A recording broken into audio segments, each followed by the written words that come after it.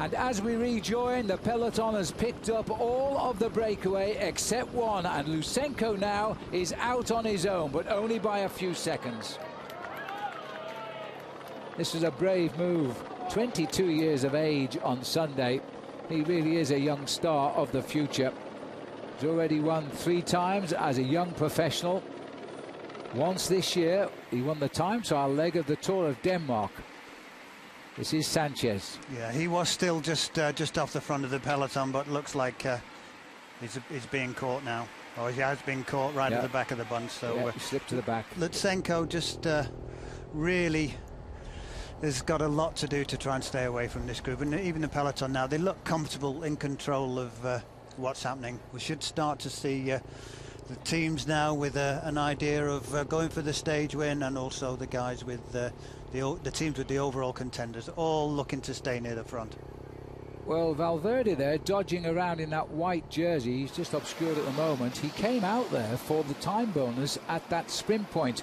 Our cameras didn't show us the sprint point, unfortunately. This man got the 3 seconds and he's not interested. But I wonder if Valverde snatched second or third and just snicked 2 or 1 second time bonus. That'll come out later. 14 seconds the gap. He won't give up, but they're right on him. And it's not a routine run in this. This peloton will implode on this little climb. They say it's around 14%, but it's not very long. Cannondale taking it up now. Maybe they've had 2 guys in the earlier breakaway, Sagan and Longo Borghini, of course, but maybe now looking for a stage win for Caruso. So the peloton flying over the ground now. 7 seconds. This boy is not going to give up. He's in his time trial mode at the moment. 8 kilometers to go for the peloton. He's just up there in front of the peloton. You can see his blue jersey. The catch is imminent. He won't make 7 kilometers, I don't think. An awful lot of riders want to get in on the act now. Orica Greenedge on the right. Peter Kenyon, the British champions, brought through Sky, so Chris Froome is looking for it as well. Down from the helicopter, they're making a sharp right-hand bend here now as they start their journey up towards the park, and that is the catch. Just outside of 7 kilometers to go. Lutsenko is the last of the 11 to be put back in his place. Now it's every man eyes down for the finish, and Orica Greenedge are taking faith again as we look at Mitchell Docker on the front, working for Michael Matthews.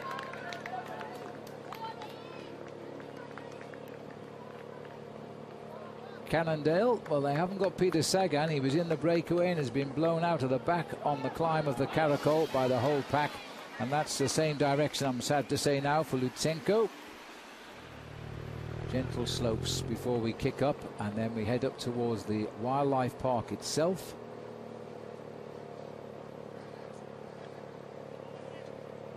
Just keep an eye on the leaders now. The white jersey on the left of our picture is Alejandro Valverde. He's looking to snatch whatever comes his way because he's lying second overall, just 20 seconds off the red jersey. And he's certainly riding well. Contador's openly said he's afraid of Valverde. He's got such good form. Contador really doesn't know where his form is following his accident in the Tour de France, yet every day he surprises himself. Let's just see Rodriguez as well moving up near the front now. He'll be looking at trying to not only win the stage but snatch a few seconds. A little bit of a move coming up. Look like Bernardi making a move off our camera to the left. We've honed in on the Orica Greenedge, but I've got a feeling that Contador's team came up on the left-hand side off camera. There they are. So this is in fact Matteo Tessato who's got to the front, and it's the signal for their leader Contador to take closer order. Rodriguez has spotted it. He's up behind Contador. Froome I've seen up here too. He's interested. So we just want to see Rigoberto Urán now, the Amiga Farmer Quick-Step, and we'll have the top 5 men at the front of the race. 6 kilometers to go, and look at the length of the line now. Yeah, I mean, it's not the whole peloton by any means, but it's still a very big peloton heading towards the finish here, and we should see, for me, I think could be one of the most spectacular finales that we've had in the Vuelta so far.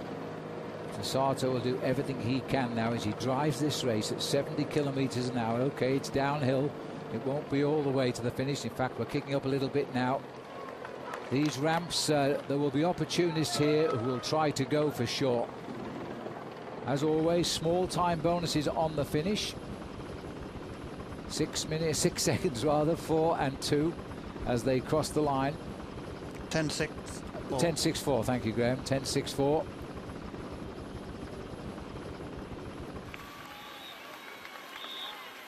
Looking for 5 kilometres to go. There it is. This is the sharp right-hander. We've got another couple of kilometres before the very sharp right turn at 3 Ks, and then 2.5 kilometres to go. We attack the climb. If Tisato keeps this pace up, what he is doing is preventing anybody slipping away from the front of the pack by keeping the pace very high. I must say, throwing all those drinking bottles off is not a wise thing to do. If they bounce back under the wheels, they cause terrible accidents. Yeah, just caught sight of somebody there I really do fancy for this stage today. We've not talked about him too much today because he had a teammate, Weiss, in that breakaway, and that's Philippe Gilbert. Perfect finish for him today. 4-3 as we see the last 2.5 kilometres. We will enter the park, the wildlife park, at the entrance gate, so I suspect we'll narrow down a little bit. Rodriguez's squad, Katusha, keeping him. This is a typical Rodriguez finish as well. He's an opportunist too. Uran is being brought up on the left of our picture, those riders in the black and white jerseys. Now watch out, we need to see more Sky Riders in the mix here, and they're off to the right. I've just seen them all lined up behind Cannondale. Chris Froome is one of those riders. This is amazing now as they're hitting 73 kilometres an hour. That's 45, 46 miles an hour at the moment. A very quick approach. Just on 3 kilometres to go, slightly more at the moment, and a nasty little split there right down the centre of the peloton. That disturbs the rhythm when that happens, especially as it followed by this sharp right-hand turn. Yeah, approaching the gates to the park very soon, and then immediately once we've gone through those gates we will hit this climb. Half a kilometre maximum to the park gates. Now comes an attack. This looks like Cofidis for sure. I'm not sure which one it is. We saw Mate on the climb. It doesn't look like Mate this time. It is certainly a big effort. It could be Christophe Lemavelle, this, as he starts the move. There's the narrow entry to the park, and everybody taking whichever way they can go to get through those gates. We're now in the national park here, as we should see all the plains animals of Africa watching with interest as the arrival of the Vuelta Espana. There we go, we hit the climb. Pace is going to be really high now. Alessandro De Marchi of Cannondale, King of the Mountains in the Dauphiné, very, very much in front of our cameras in the Tour de France. He tried to win that, but now we've got another counter-attack. And this is a little attack by Amiga Pharma Quickstep. That might be a little bit of a confusing attack, in fact, because Uran is the man that will try to do, and this is his teammate, Gianluca Brambilla. Good little attack. It's a very brave move. Opened up a bit of a gap there. No reaction really from the main favourites as yet. One rider from Cofidis coming up. Well, that's got to be a decoy by Brambilla. Got one rider trying to get across from Cofidis. But this is Navarro who's coming up for Cofidis. We saw him in a late attack. He's a Spanish rider. He leads the French team. Boys behind now, all they want to do is get to the showers. Their race is done, but there's still nobody in the overall put in a move from the back, and that will be a little bit concerning. But Daniel Navarro really is kicking again here now as he tries to get this win for Spain and of course for his French team. Well, it's a good attack, still an awful long way to go, but he's only got another few hundred metres of this climb, then he has got a little bit of a descent, then it kicks up again. He hasn't won a race since he won in Spain, in fact, in the Tour of Murcia, when he won the whole Tour back in February 2013, but he's a great attacking rider. Looks like Rodriguez and Contador now gone to the front of this peloton, and the gap's coming down very quickly. I bet the park are regretting they never charge entry here, because there's a massive crowd inside the park gates watching the Tour come home. 1.8 kilometres. Daniel Navarro trying to hold on here. There's a move. That'll be Dan Martin. He makes a launch and they're all after him. They recognise it. Valverde's the first to react. Well, this would be a terrific ride if Dan Martin could do this, but he was quickly marked there by Alejandro Valverde, who seemed to be waiting for a noted name to make a move. I think Valverde just showed his cards there. I mean, he was on Martin in a flash. And this is Chris Froome who's made a move. He's come through on the inside with no teammates around him. Well, that is going to send shudders down them, because Chris Froome sits in 4th place, 1 minute 20 off the lead. He's not going to recuperate that now, but he may be making a point here.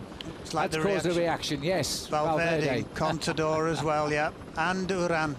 But look at Contador sitting on Valverde's wheel in red there. He just cruises up. Uran behind him.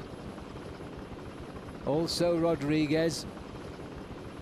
It's like Gastink as well, moving up round the outside. Is he going to try? But meanwhile, Navarro's managing to hang on. Well, he's looking for the 12th win of his career here, and nothing since March 2013, I think it is. But Dan Martin trying now to break in and close the gap. It's Gesink who's trying to cross the gap to him, followed by Valverde, Contador, Uran. Long empty road towards the summit now.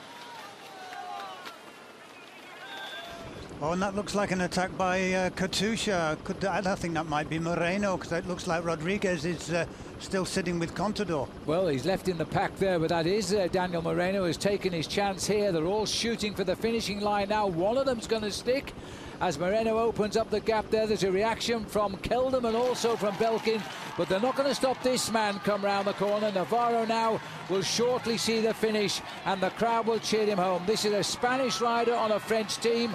And perhaps it's a good time to remind ourselves, Cofidis, the wildcard selection, haven't won a Grand Tour stage since 2011, and that was in the Vuelta Espana with David Moncoutier. But that's all put to rights now, because they're not going to reach him. Moreno is going to cross in 2nd, Kelderman is 3rd, and all of the favourites cross the line in the same time. We see Navarro coming in, managed to resist all the attacks from behind, went from quite a long way out on the steepest part of the climb with just over 2 kilometers to go. Looks like he's been chased down by Moreno and Kelderman there, gone clear of the rest of the group, but all the favourites behind. Looks like they've all stayed in the same time, but no doubt about a great win for Navarro. Let's check the result. 2 seconds Navarro had on the line from Danny Moreno and Wilco Kelderman, with Alejandro Valverde leading in the small group of big names at 5 seconds, and Nasser Bouhanni surviving the steep climb surprisingly well to finish 5th. Dan Martin and Chris Froome both had late digs. Rodriguez and Uran both sent teammates off the front but didn't follow them. The only rider of note to lose any time on the run-in was winner Anacona, who came in 20 seconds down. And while the favourites largely shadowboxed today, Daniel Navarro profited for the best win of his career. Dani, felicitaciones. Un final de etapa muy complicado. Pues sí, no por nada, sino porque la etapa ha sido muy rápida, se ha hecho una escapada con muy buenos corredores, por atrás en ningún momento se ha ido despacio y al final la sorpresa ha sido que hemos cogido a los de la escapada y bueno, se ha jugado la victoria en el pelotón y con la suerte o con la fuerza que he tenido para ganar. Dan, you're climbing with the best there today. Yeah, I was surprised actually, because I had a bit of a bad day today. I didn't feel too good, but yeah, it was a perfect finish for me. I mean, Biggin came and videoed the finish, and I mean, it's different at race pace though, because you go up it so fast to climb, and suddenly it was over. And if I had known it was so short, I could have gone with Navarro. But we tried. We tried again, you know, and yeah, we're still there. Ryder Hagedal and Andrew Talansky riding through at the front there. It's not bad. How did they do their lead out? Yeah, it's pretty good run now. I mean, I just tried to stay relaxed. I mean, if you're in the front, it's too much wind, so I wasn't on their wheel, but they still did a great job for me. And yeah, it's going to be hopefully an exciting weekend, and hopefully I'll be feeling better the next few days. Everybody's preoccupied with the next few days, including the man in the red jersey, as we'll hear in a moment. No change at the top today on a stage when there could have been time gaps, although Valverde wasn't far away from the bonus placings that would have shaved a few seconds off the 20 by which he trails Alberto Contador. Uran, Froome, Rodriguez, Sanchez and Aru are all exactly where they were this morning. Winner Anacona stays 8th but slips from 2 minutes 22 to 2:37 behind the leader.